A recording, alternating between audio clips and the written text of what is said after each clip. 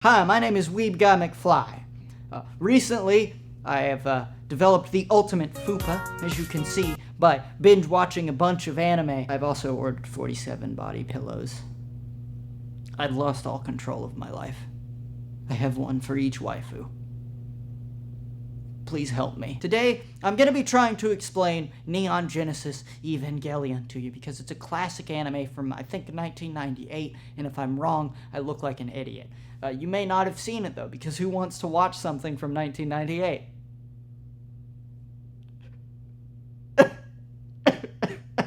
Now, obviously, there's going to be a lot of spoilers for Evangelion, because I'm going to be talking about the movie, The End of Evangelion. And I'm going to briefly tell you, very quickly, the entire plot of Evangelion, as fast as I can, so that we're not here all day.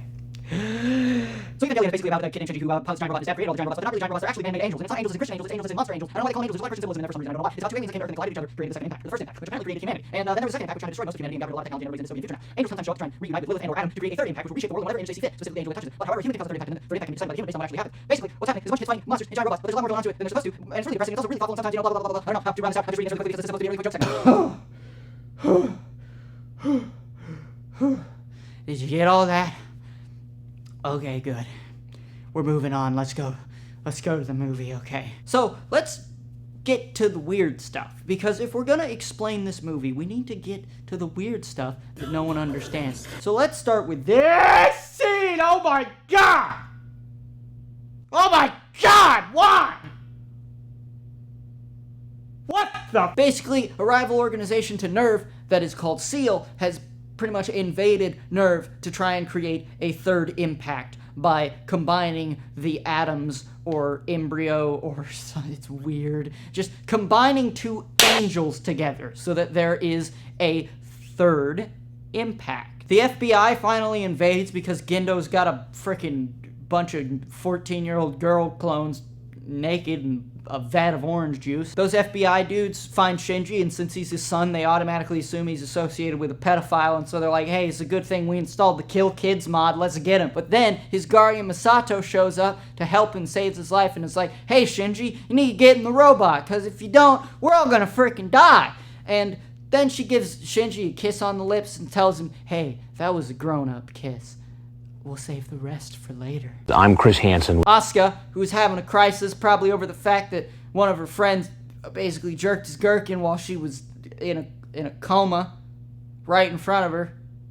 That's not something you should do, ever. The FBI also produced a bunch of EVA units to fight the other EVA units so they could deal with their plan Stop the Pervert. Basically, you know, she's dealing with all of the mass-produced EVA units like kapang and all that stuff. It's cool, whatever. And then she gets completely obliterated. Okay, now this is where we get into the weird stuff. While all of this is going on, Shinji's dad and Rei are having a moment. Probably not one that you should be having. He like touches her. I'm not gonna show it. Can't show that in a Christian website on a Christian channel. He puts his like hand on her boob, but she's not a real person. She's like an angel, but not an angel because she's a clone of his wife and Shinji's mom. And his hand like goes through her like boob and inside of her body, and then she rips away from it. His hand like falls off. Then she basically like collides with Adam, or is it Lilith? I don't remember. And then she gets really, really freaking big. And while this is happening, the mass-produced EVA units crucify Shinji. And I don't have a metaphor or a joke or anything like that, because crucifixion was extremely, extremely cruel and unnecessary. So because of the dark tone and change in subject matter, here is a picture of my cat. Because nothing could go wrong with that. Japan's never done anything weird with cats.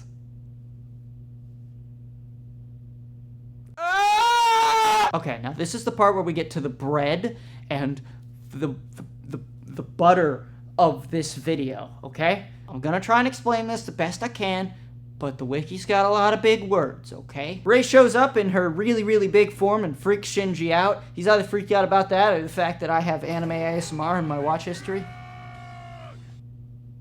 Please help me.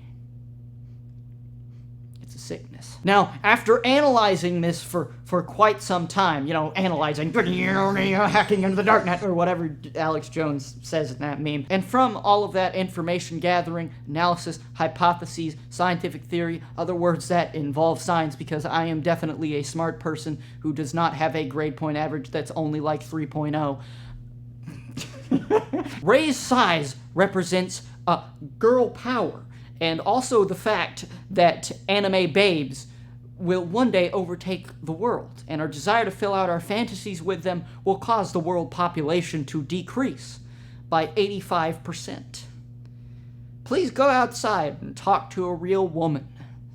If two people who locked a bunch of children in a basement could find love, you can as well. The world then gets covered in a massive amount of orange juice, or as some fans like to call it, Tang.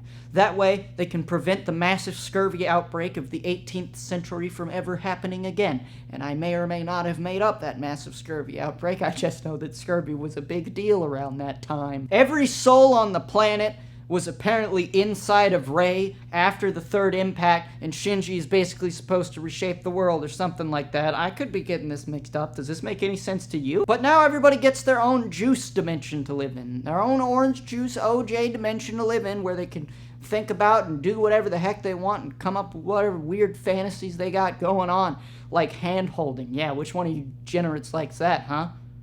Yeah, that's so frickin' lewd. Shinji decides to try and prove Freud right by the first juice dimension he's in is he's naked and Rey's naked and she's straddling him, and that's a clone of his mother. Why did I watch this again? After tripping some massive hardcore balls, Shinji decides to give up on living in the fake world and come back to reality, and decides that anybody who wants to keep living in their OJ dimension can, but anybody who wants to come back to the real world, they can do that too. And only him and Asuka show up, so clearly a lot of people are much more comfortable living out their fantasies. He then decides to put both of his hands around Asuka's neck and choke her, because he wants to see if he's still in the OJ dimension. Because if he is in the OJ dimension, she's not going to be able to resist him. But if he's not in the OJ dimension, then she'll be able to resist him. And what she does is she just gently puts her hand on his face, reassuring him that, yes, she is real. And then he starts crying. And then she calls him gross, because he kind of is based on what happened earlier. It's kind of depressing when you think about it in a way, because they're the only two people still alive. They did, yeehaw. This ain't a fedora no more, boy. This is a cowboy hat. But they're the only two people alive on what apparently seems like a nightmare world with the corpse of Rey. Yeah, I'm pretty sure that Red Sea is blood, dude. Now, what did all of that truly mean? Good question! Good freaking question. I've spit this, analyze it forever. I don't know. Is this supposed to mean that, humanity has the potential to hurt each other, but sometimes they decide not to? Maybe it's that you should get outside and do something with your life because you're running away from all of your problems. Maybe it's an allegory for depression. Maybe Hideaki Anno probably pronounces, I'm sorry, Hideaki, hold on. Hold on just a second here. How to pronounce Hideaki